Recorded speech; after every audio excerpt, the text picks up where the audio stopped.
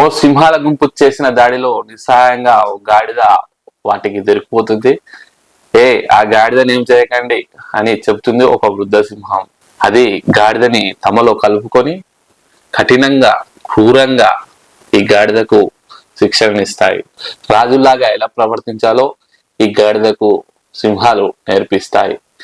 ఆ గాడిద ఈ సింహాలను పూర్తిగా నమ్ముతుంది. తన గాడిదల గుంపుకి తానే రాజని ప్రకటించుకుంటుంది. సింహాల మద్దతు ఉంది కాబట్టి గాడిదలన్నీ భయపడి నిశ్శబ్దంగా ఉంటాయి. ఎదురు తిరిగిన గాడిదలపై దాడి చేస్తూ వాటిని సింహాలకు అప్పజెపుతూ ఉంటుంది.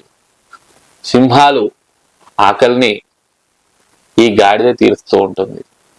సింహాలకు వేటాడే పని శ్రమ కూడా తగ్గుతుంది. ఈ గాడిద తన మందలో సింహంలాగా ప్రవర్తిస్తూ ఉంటుంది. కానీ సింహాల దృష్టిలో మాత్రం గాడిదే.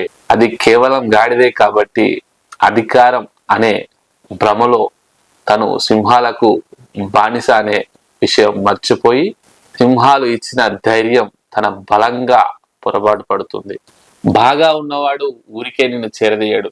నువ్వు ఎంత వినయంగా ప్రవర్తించినా నిన్ను వాళ్ళలో కలుపుకోడు. సింహం సింహమే, గాడిదే. ఎంతమంది స్టేటస్ లో ఈ వీడియో ఉంటుందో చూద్దాం.